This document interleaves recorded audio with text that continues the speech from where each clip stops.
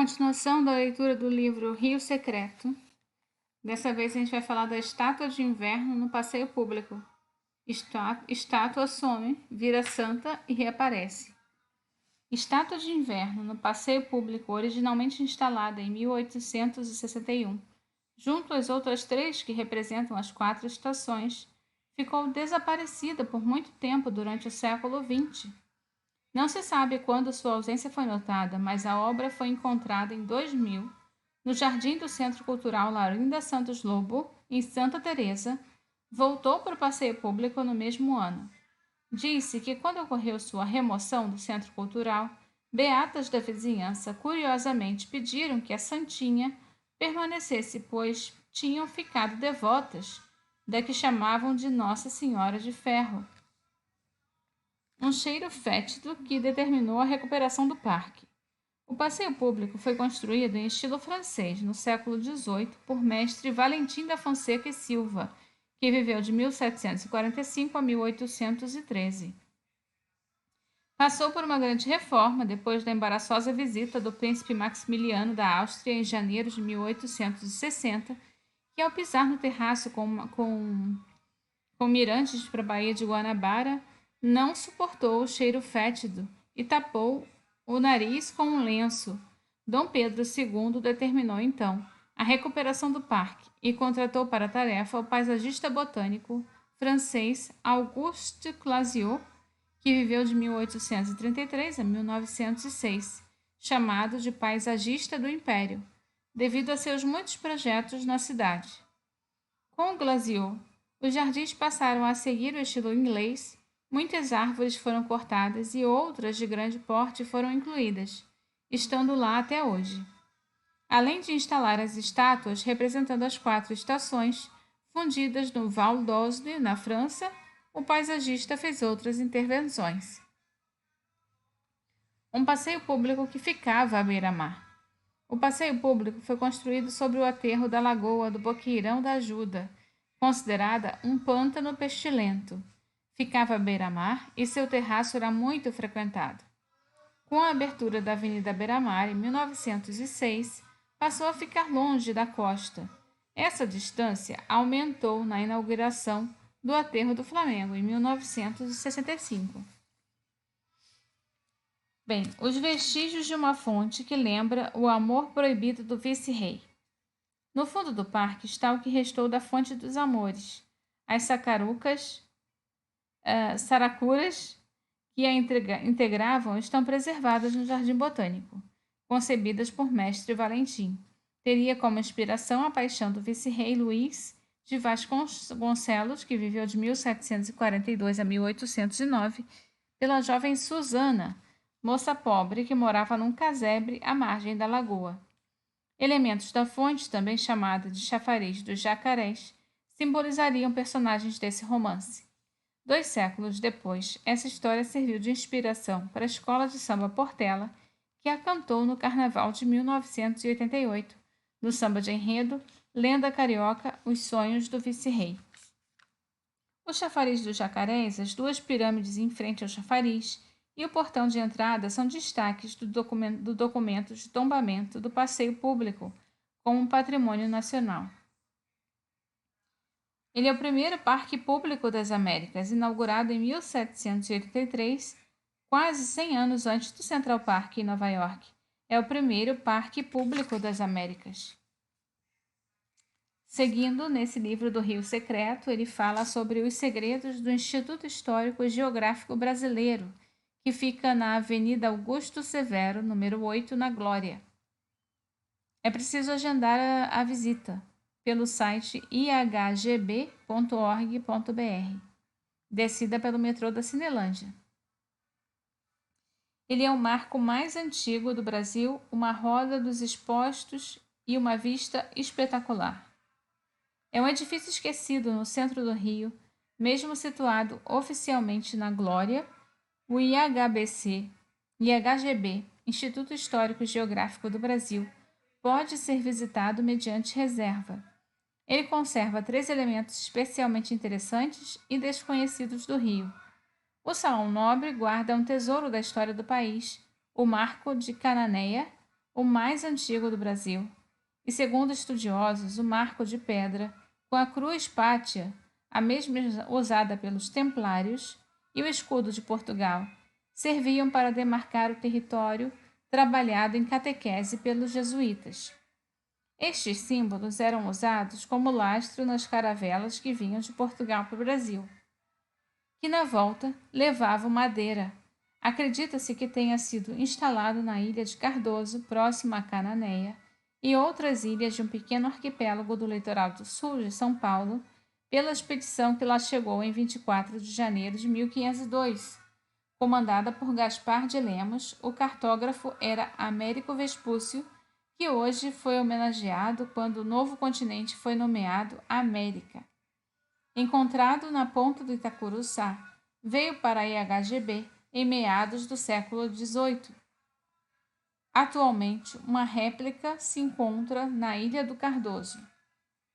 No museu do 12º andar do edifício, é possível ver a roda dos expostos, ainda incompleta, que ficava na Casa dos Expostos, que funcionou na rua Evaristo da Veiga, ao lado do quartel da Polícia Militar do Rio de Janeiro.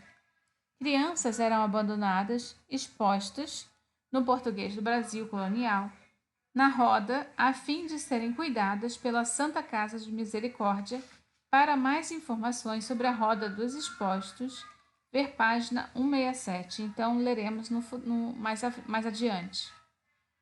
Por fim, o terraço do Instituto, no 13º andar, tem duas vistas espetaculares. Juntas, escortinam quase 500 anos de arquitetura do centro da cidade. Cananéia é considerada a cidade mais antiga do Brasil. Marataiama, antigo nome de Cananéia, foi fundada por Martim Afonso de Souza em 1531. E como não há documentos comprobatórios, há quem defenda que a primeira cidade do país seja São Vicente, com documentação que confirma sua fundação também por Martim Afonso de Souza em 22 de janeiro de 1532. O Salão Nobre do Instituto, usado somente em sessões magnas ou especiais, ainda guarda a cadeira de jacarandá usada por Dom Pedro II nas 506 sessões do IHGB que presidiu.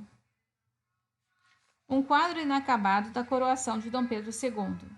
O Salão Nobre tem ainda um quadro peculiar. Na parede do fundo está o painel inacabado, Coração de Dom Pedro, de Manuel de Araújo Porto Alegre, que viveu de 1806 a 1879. A obra começou a ser pintada logo após a coroação de Dom Pedro II, em julho de 1841, mas como o governo não indicou que compraria o trabalho, Porto Alegre não concluiu. Curiosamente, no ano seguinte, disse que Pedro II condecorou o pintor francês François-René Moreau, que viveu de 1807 a 1860, justamente por ter pintado um quadro em exposição no Museu Imperial de Petrópolis, também ilustrando a coroação de Dom Pedro II. O painel inacabado ficou no porão da Escola Nacional de Belas Artes, hoje Museu Nacional de Belas Artes, por quase um século antes de ir para o IHGB. Agora, sobre os detalhes importantes de Botafogo, Flamengo, Laranjeiras, Catete, Glória e Santa Teresa, começamos com o baixo relevo da estátua de São Sebastião, que fica na Praça Luís de Camões, também conhecida como Largo do Russell, na Glória. O metrô para acesso é o metrô da Glória. A aparição milagrosa de São Sebastião. Os cariocas conhecem a estátua de São Sebastião no Largo do Russell, mas poucos sabem por que está ali. Foi ali perto, em julho de 1566, que soldados portugueses liderados por Estácio de Sá disseram que São Sebastião, santo padroeiro da cidade recém-fundada, fez uma aparição. Teria sido graças a essa aparição que os portugueses venceram os franceses no célebre combate das Canoas. No ano seguinte, em 20 de janeiro, dia em que se festeja o santo, a vitória da Batalha do Uruçumirim, também próximo dali, onde hoje está a Igreja do Outeiro da Glória, consolidou a presença portuguesa e resultou na expulsão dos franceses, que chegou a ser chamada de França Antártica. Estácio de Sá foi gravemente ferido por uma flecha, como São Sebastião, padroeiro da cidade, falecendo um mês depois. O combate das canoas e a crença da intervenção de São Sebastião estão registrados na parte posterior da base da estátua, num baixo relevo, com uma cena da batalha, encimada pelo título A Aparição de São Sebastião no Combate das Canoas. Logo abaixo da inscrição, diz: basta-lhe chamar cidade de São Sebastião para ser favorecido do Senhor e merecimentos do glorioso mártir. Para vê-las é necessário dar a volta na estátua até o ponto em que a grade de proteção está mais próxima do monumento. Com 7 metros de altura e pesando 60 toneladas, a estátua do escultor Dante Grossi é feita de argamassa e está sob um pedestal de granito de uma pedreira do Alto da Boa Vista. Instalada como parte das comemorações do 4º centenário da cidade, em 1965, é circundada por um pequeno lago com um chafariz e uma cerca. A representação do santo, São Sebastião, amarrado ao tronco de uma árvore, ferido por 3 flechas, é inspirada numa imagem de São Sebastião trazida ao Rio de Janeiro no século XVI. Navegadores portugueses primeiro avistaram a Baía de Guanabara em 1º de janeiro de 1502 e, acreditando estar diante da foz de um rio, batizaram-lhe de Rio de Janeiro.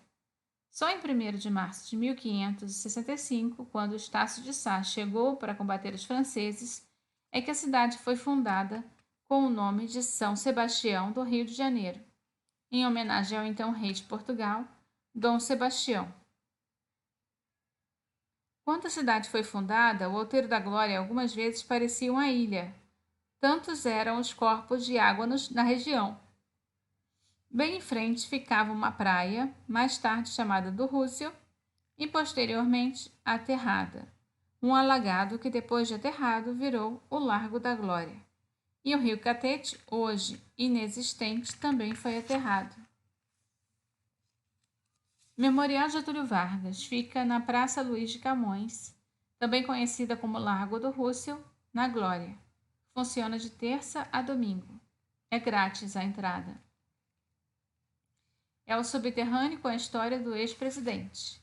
Apesar da grande visibilidade do busto de Getúlio Vargas, com 2,5 metros de altura, somente uma base de 3 metros no Largo do Rússio, o Memorial Getúlio Vargas, que curiosamente pouco conhecido dos cariocas, talvez porque está na realidade em um subterrâneo invisível da rua, ao qual tem acesso descendo escadas discretas.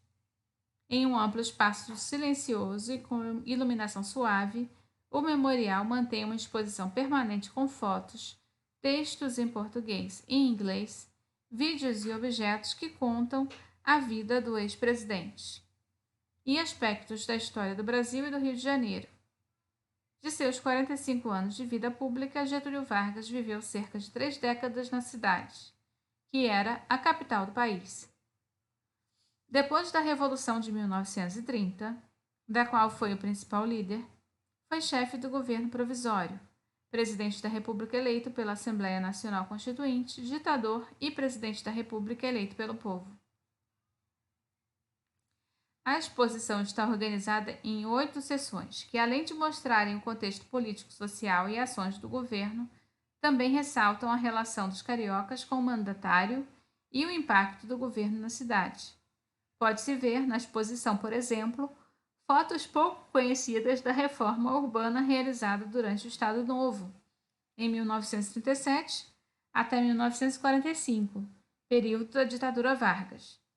A construção da Avenida Presidente Vargas, quando foram derrubados 525 prédios e 4 igrejas, a abertura da Avenida Brasil, a construção do Aeroporto Santos Dumont, as obras do Balneário de Ramos e a urbanização da Esplanada do Castelo, onde foram construídos os Ministérios da Fazenda, do Trabalho e da Educação e Saúde.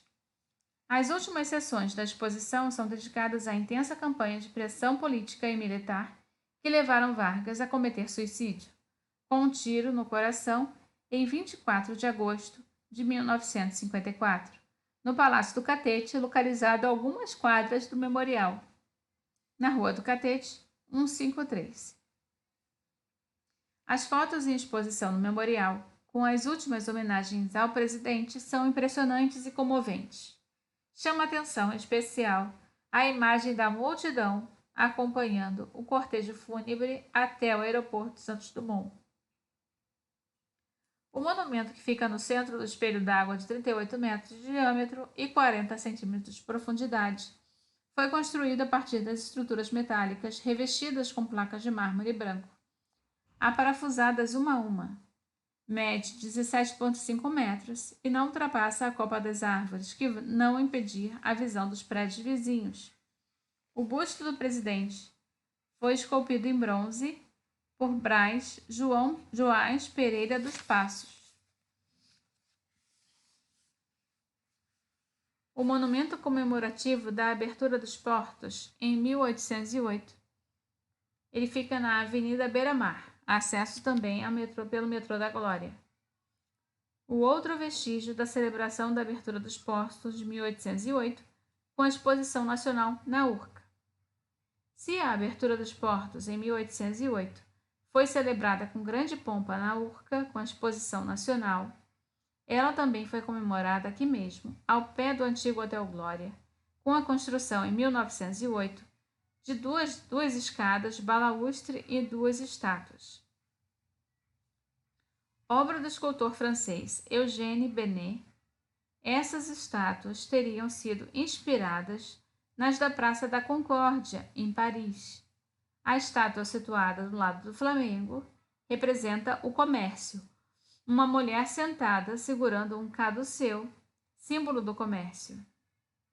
A outra, situada do lado do Largo do Russell, simboliza a navegação, uma mulher sentada, segurando uma âncora na mão esquerda.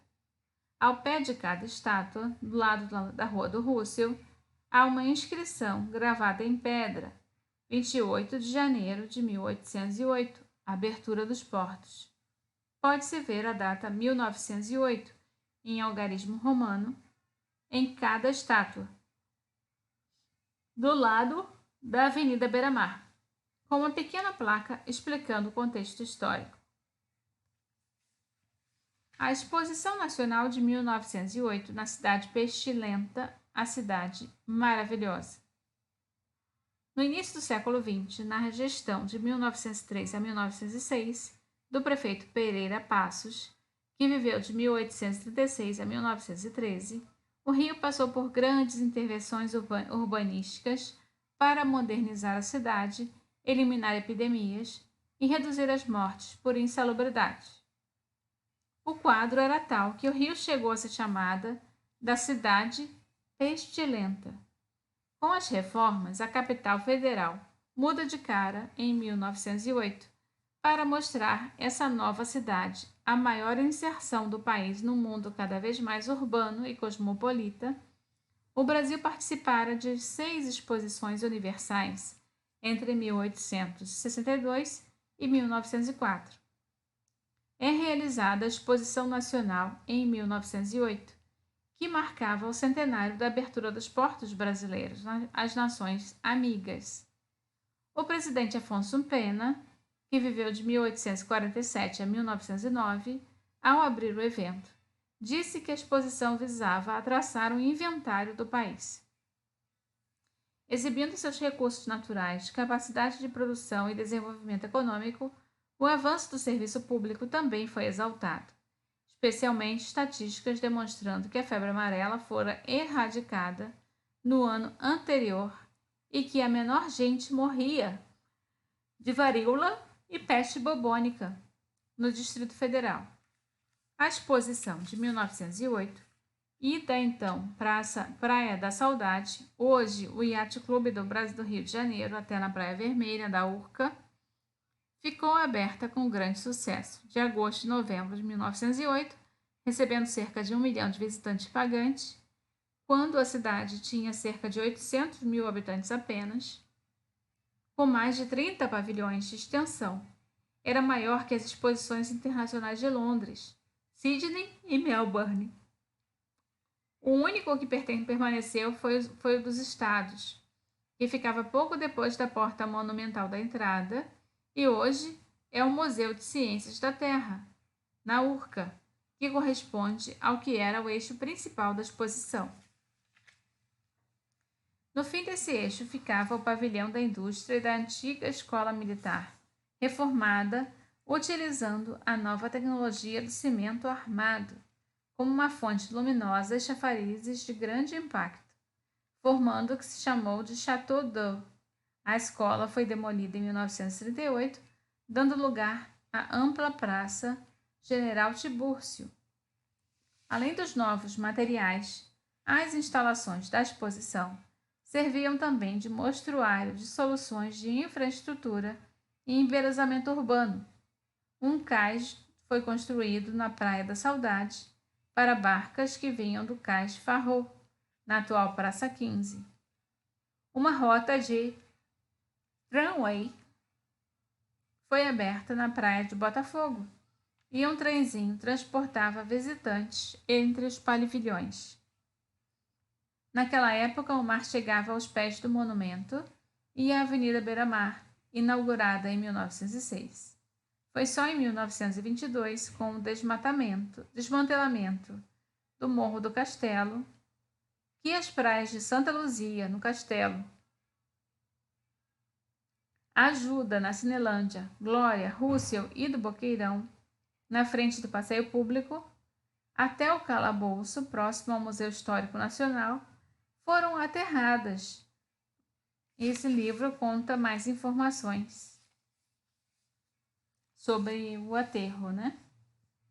O portão da casa Vilino Silveira, na Rua do Rússio, 734, na Glória. O portão com serpentes douradas. Projeto do arquiteto italiano Antonio Virzi. Avelino Silveira, de 1915, é uma das casas mais originais da cidade. Ela serviu de residência para o empresário carioca Gervásio Renaud da Silveira, fabricante do Elixir de Nogueira, e fica espremido entre dois prédios diferentes de tudo ao seu redor. O casarão, talvez o melhor exemplo do estilo Arte Nouveau do Rio.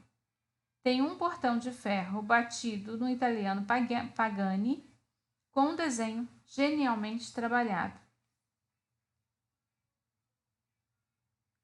As maçanetas são serpentes douradas, em meio a uma profusão de raios que combinam elementos sinuosos com terminações retilíneas.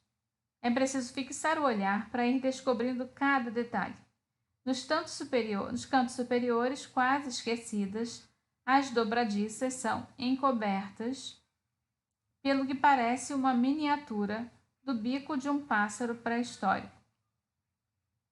Tombada em 1970 como patrimônio nacional, a casa foi adquirida na década de 90 pelo vizinho Hotel Glória e transformada em um café. Hoje está fechada. Se tivesse feito o mesmo na Itália, teria sido um arquiteto de renome internacional. Assim como as criações do espanhol Gaudí, a arquitetura de Virzi é imprevisível. Nas colunas assimétricas e detalhes rebuscados em estrutura em estuque, as grades das janelas, como um delicado trabalho em ferro. Virzi chegou ao Rio em 1910. Foi professor da Escola Nacional de Belas Artes e projetou propriedades para a burguesia carioca mais extravagante. Se tivesse feito o mesmo na Itália, teria sido um arquiteto de renome internacional. Observou numa entrevista o arquiteto Alberto Taveira, do Instituto Estadual de Patrimônio Cultural. Infelizmente, pouco do que fez ainda existe. Além dessa casa, só restam 4 outras construções do arquiteto na cidade. A surpreendente Casa Villiot, em Copacabana, a Basílica Nossa Senhora de Lourdes, em Vila Isabel, a Casa das Quinas, em Niterói, e o Galpão do Catumbi. Outras casas espetaculares do arquiteto foram destruídas, entre elas a fábrica do Eligir de Nogueira, na Rua da Glória 62. Em 1970, a Vila Smith de Vasconcelos, na Avenida Atlântica 680, também em 1964. O milagroso Elixir de Nogueira, composto de nogueira, salsa, caroba e guaiaco, é de sua época em que crença dizia que muitas doenças eram causadas por impurezas no sangue. Daí a propaganda massiva como o grande depurativo do sangue, com os testemunhos dos que teriam se curado com o medicamento. Os rótulos do produto eram artisticamente desenhados e, em geral, tinham o rosto do seu criador, o farmacêutico João da Silva Silveira, de Pelotas, Rio Grande do Sul. O Monumento do Rio Carioca é uma homenagem ao rio que não se vê. Chegando à Praça José de Alencar, vê-se logo desde 1897 o monumento ao escritor que dá o nome ao local. À esquerda do monumento, para quem está de costas para o aterro do Flamengo, vê-se também uma insólita luminária com uma grande haste curvada fixada numa base de cimento. No piso, saindo dessa base, há uma faixa de pedras portuguesas vermelhas com 3 círculos de ferro de tamanhos diferentes.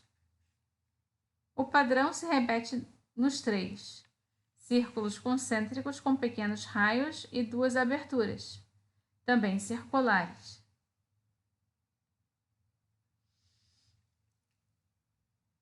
No centro, que parecem óculos com pequenos losangos, lembram-se elaboradas tampas de bueiros, mas, para quem os observa, sua função é um mistério. Há até quem diga, eu tenha pensado tratar-se de um símbolo esotérico. Na verdade, não é nada disso. Apesar de não estarem funcionando e por isso não se estender para que servem, os círculos no chão são as passagens de pequenos jatos de água para lembrar os cariocas que o Rio Carioca corre ali por baixo, em direção à sua foz na Praia do Flamengo.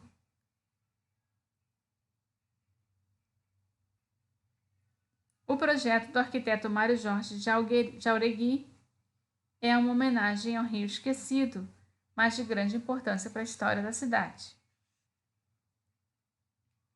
A reurbanização da praça, quando a luminária e os círculos foram instalados, refere-se aos anos 90 e fazia parte do projeto Rio Cidade, que consistiu em diversas intervenções urbanas em vários bairros da cidade. E são dessa época, por exemplo, os estão polêmicos postes inclinados de Ipanema. A falta de manutenção e o vandalismo, em alguns casos, descaracterizaram os projetos, como parece ser um caso de repuxos de água na Praça José de Alencar. A estátua de José de Alencar, do escultor mexicano naturalizado brasileiro Rodolfo Bernardelli, que viveu de 1852 a 1931, foi inaugurada em 1897. Em sua base estão gravadas em baixo relevo cenas do quadro Grandes Romances do escritor de Iracema, o Guarani, o Gaúcho e o Sertanejo. O nacionalismo, onde se evidencia uma maneira de sentir e pensar tipicamente brasileira, é característica marcante de sua obra, além do escritor José de Alencar, que viveu de 1829 a 1877, foi jornalista, advogado e político. Bem, sigo na próxima leitura. Tchau, tchau.